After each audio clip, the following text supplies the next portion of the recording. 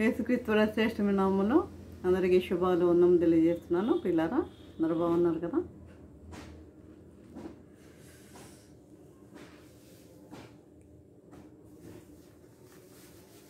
ఈరోజు మనం ధ్యానించబోయే అంశం ఏంటంటే, ఆయనను వెంబడించేవారు చేయవలసిందేమి?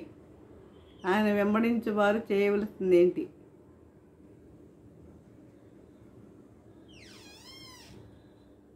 చూడండి,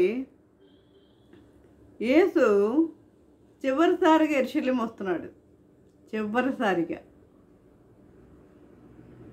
ఆయన మరణం యెరూషలేములోనే అని ఆయనకి తెలుసు. చివరిసారిగా యెరూషలేముకి వస్తున్నాడు. లేఖనము చెప్పినట్లుగా చూడండి, జకర్యా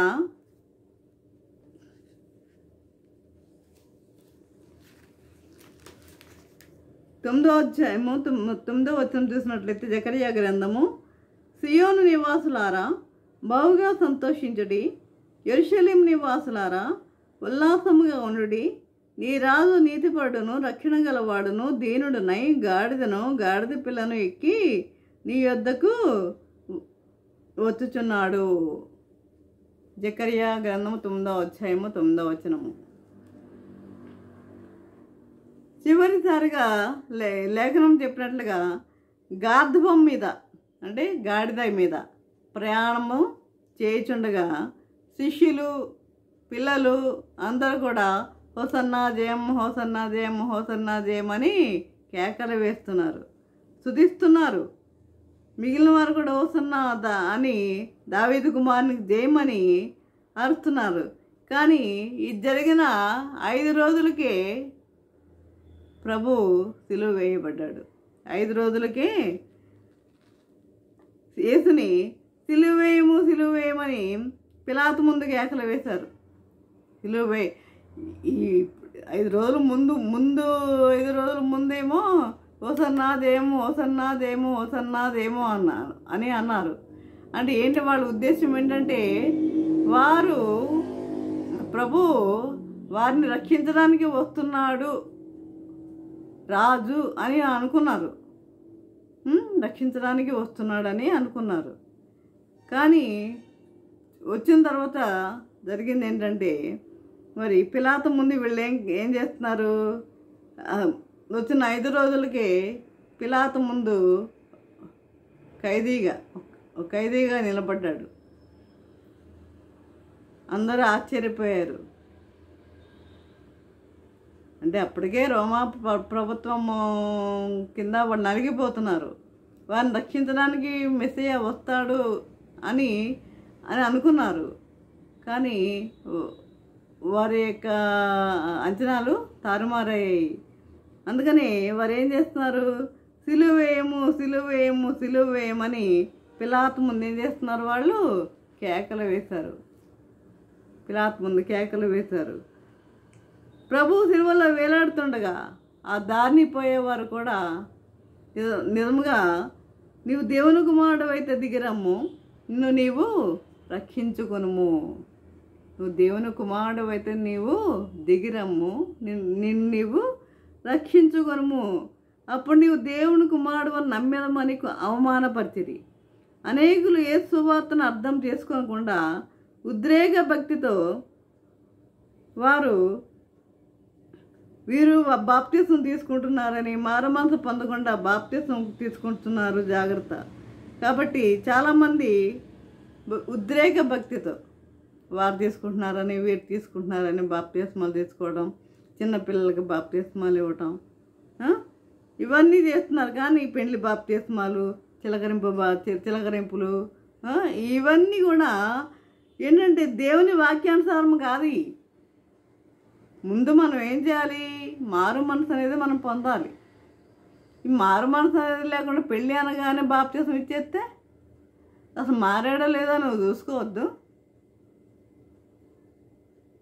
అది లేదు. కానీ వెంటనే బాప్తిసం ఇవ్వండి అంటే ఇచ్చేసేయడమే. కాబట్టి ఇది దేవుని వాక్యానుసారం కాదు. కాబట్టి బాప్తిసం పొందవలసిందే, పర్వాలేదు కదా అనవద్దు.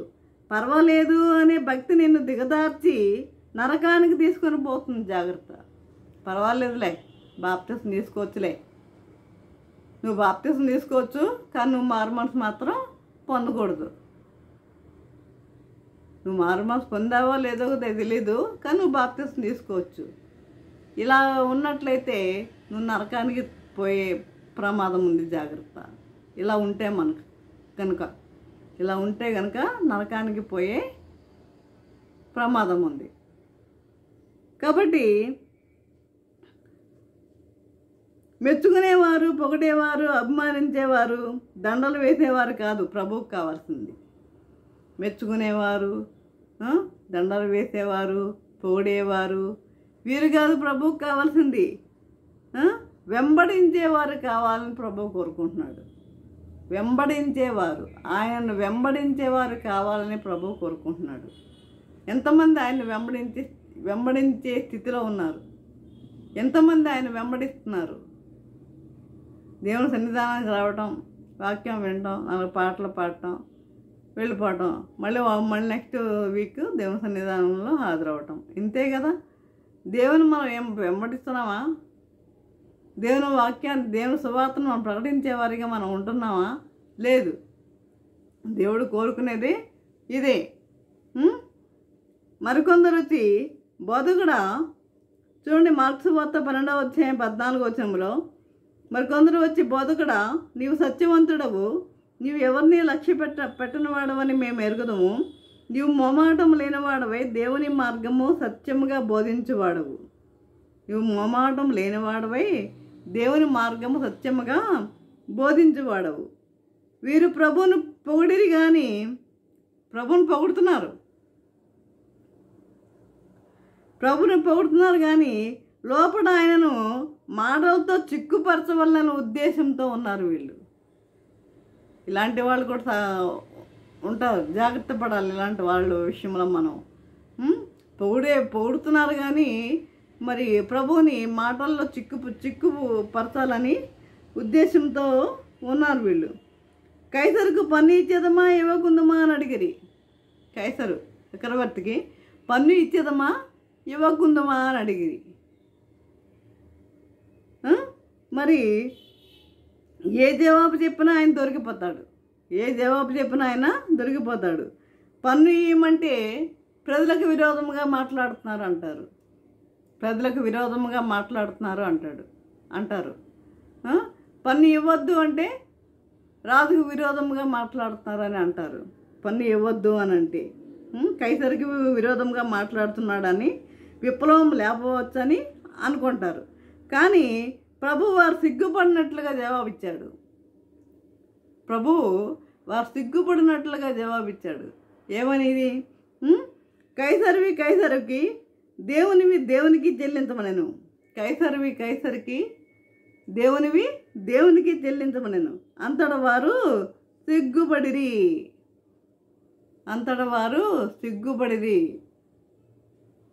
ఆ యొక్క లోకాధిక, ఆ యొక్క సర్వశక్తి సంపన్నుడికే వీరు మాటల్లో మరి చిక్కు పెట్టాలని చూశారు. అవన్నీ ఆయన తెలీదు. కాబట్టి ప్రియులారా, ఆయనను వెంబడించే వారు చేయవలసింది ఏంటంటే, ఎవడైనాను నన్ను వెంబడింపగోరిన ఎడల తన్ను తాను ఉపేక్షించుకొని తన సిలువనెత్తుకొని నన్ను వెంబడింపవలెను. తన్ను తాను ఉపేక్షించుకొని తన సిలువనెత్తుకొని నన్ను వెంబడించవలెను.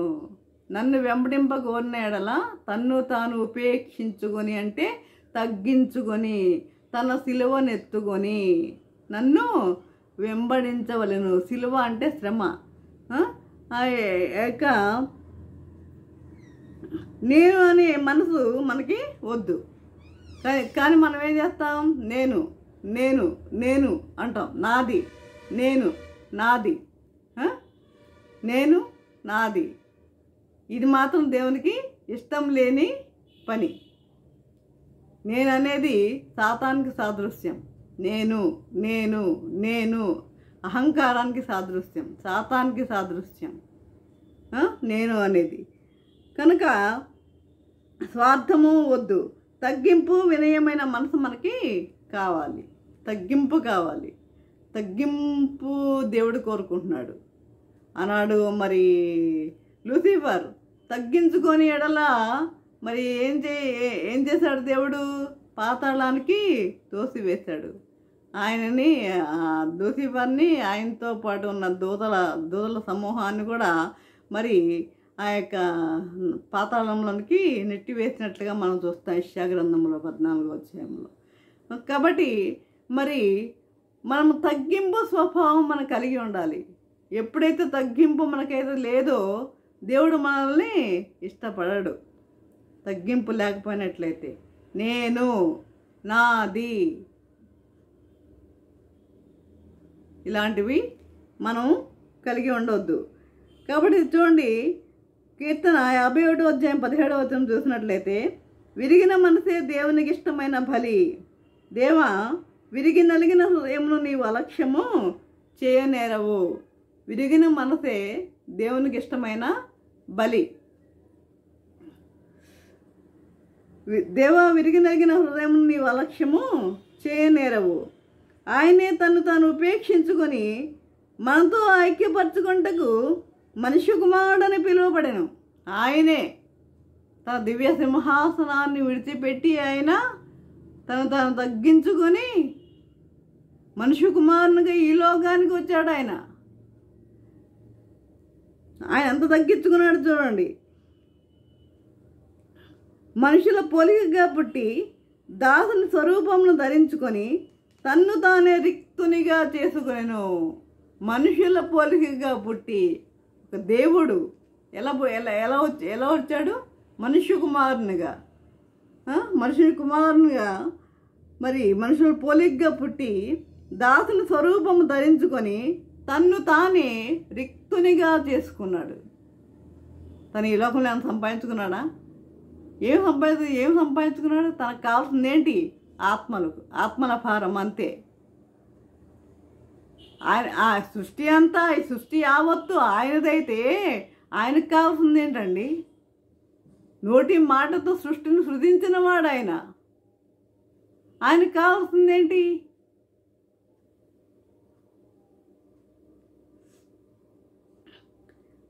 కాబట్టి మరియు ఆయన ఆకారమందు మనుషుడిగా కనబడి శిలువ మరణం పొందినంతగా విధేయత చూపిన వాడై తన్ను తాను తగ్గించుకొనెను. మరణం పొందినంతగా. ఏ మరణం పొందినంతగా? శిలువ మరణం పొందినంతగా. శిలువ మరణం ఎంత భయంకరమైన మరణమో అనేది మనకు తెలుసు. శిలువ మరణం పొందినంతగా తగ్గించుకున్నాడు ఆయన. అంత తగ్గింపు మనలో ఉందా? ఎవరైనా ఒక్క మాట అంటే మనం భరించగలమా? లేదు. మనకి ఆ యొక్క మనసు మనలో లేదు. మరి దేవుడు ఎట్లా మనల్ని ఆశీర్వదిస్తాడు? ఆయనకి ఆశీర్వాదాలు మనకి ఎలా ఉంటాయి? మనం ప్రార్థన చేస్తే ఆయన జవాబు ఎట్లా ఇస్తాడు?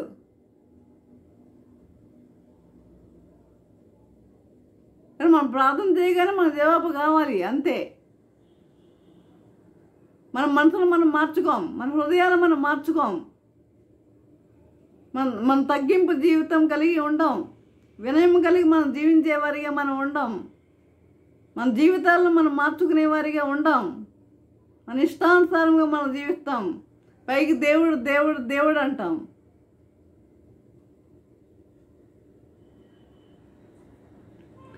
కాబట్టి శిలువ మరణం పొందినంతగా విధేయత చూపిన వాడే తన్ను తాను తగ్గించుకొనెను. ఇది మన ఫిలిప్పీలు రాసిన పత్రికలో మనం చూస్తాం. ఇది ఫిలిప్పీలు రాసిన పత్రిక 2వ అధ్యాయం 7-8 వచనములో. కాబట్టి ఈ విధంగా మనము తగ్గించుకుని జీవించే వారిగా ఉండాలి.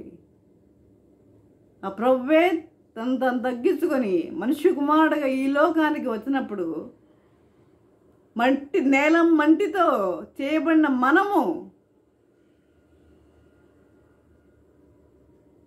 మనలో తగ్గింపు అనేది వద్దా? తగ్గింపు అనేది మనకి అవసరం లేదా? అలాంటి తగ్గింపు అనేది అందరూ చెప్తున్నారు. ఈ మాటలు అందరూ చెప్పేవాళ్ళే చెప్తారు అందరూ. కానీ ఇది ఆచరించేది మాత్రము తక్కువ. ఆచరించేది మాత్రము చాలా తక్కువే.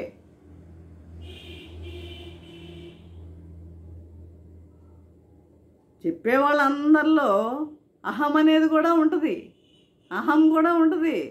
నేనే చెప్తున్నాను, నా మాట వినండి అన్నట్లుగా ఉంటారు.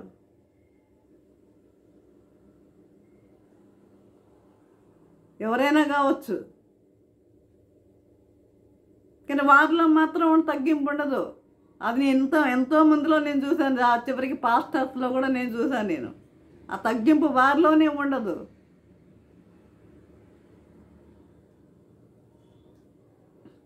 కాబట్టి మనం దేవుని వెంబడించే వారం అయితే ఎలా ఉండాలి? మనము తగ్గించుకొని వినయ విధేయతలతో మనం జీవించే వారిగా ఉండాలని దేవుని వాక్యం మనకి తెలియజేస్తుంది. దేవుడు కీర్తనలో దావీదు కీర్తనలో మనం ఏం చూసాం? విరిగి నలిగిన మనసే దేవునికి ఇష్టమైన బలి. దేవునికి ఇష్టమైన బలి విరిగి నలిగిన మనసే, విరిగి నలిగిన హృదయమే దేవునికి ఇష్టమైన బలి. కనుక ఈ విధంగా ఉండాలని ప్రభు కోరుకుంటున్నాడు. ప్రియులారా, ఆయన దేవా విరిగి నలిగిన హృదయంలో నీవు అలక్ష్యం చేయనేరవు. విరిగి నలిగిన హృదయాన్ని ఆయన అలక్ష్యం చేయడు. మనం ఎప్పుడైతే మనం తగ్గించుకుంటామో దేవుడు మనల్ని అలక్ష్యము చేయడు, నిర్లక్ష్యం చేయడు మనల్ని. ఆ విధంగా మనము దేవుని వెంబడించాలి అంటే ఇవన్నీ మనము కలిగి ఉండాలని దేవుని వాక్యం తెలియజేస్తుంది. ఈ విధంగా జీవించటకు పరిశుద్ధాత్మ దేవుడు సహాయం చేసి నడిపించును గాక. ఆమేన్. ప్రార్థన చేసుకుందాం. పరిశుద్ధ ప్రేమ గల తండ్రి, నీ పరిశుద్ధ పాదము స్తుతము దేవా ప్రభా. తండ్రి, ఇంతవరకు నైనా ప్రభా నీ వాక్యం ద్వారా తండ్రి మాతో మాట్లాడిన విధానాన్ని బట్టి నీకు వందనం తెలియజేసుకుంటున్నాం ప్రభా. తండ్రి, నేను వెంబడించేవారు తండ్రి ఏ విధముగా ఉండాలో అనేది మాకు తెలియజేస్తాం నేను ప్రభా. తండ్రి, ప్రతి ఒక్కరు తండ్రి వారే విన్నవారే కాదు ప్రభా, మేము కూడా నాయన ప్రభా తండ్రి మాలో కూడా ఈ లోటుపాట్లు ఉంటాయి తండ్రి. ఈ విధంగా మేము తగ్గించుకొని జీవించేవారుగా ఉంటకు నీ కృప మాకు అనుగ్రహించమని మరి వినామకి వేడుకుంటున్నాం తండ్రి. ఆమేన్. తండ్రి అయిన దేవుని ప్రేమయు, కుమారుడైన యేసుక్రీస్తు కృపయు, పరిశుద్ధాత్మక సహవాసము సకల దేవుని సదాకాలము ప్రభా. తండ్రి, ఎంతమంది అయితే ప్రభా వాక్యం నిన్ను ప్రతి ఒక్కరికి తోడే నిలిచిండను గాక. ఆమేన్, ఆమేన్, ఆమేన్.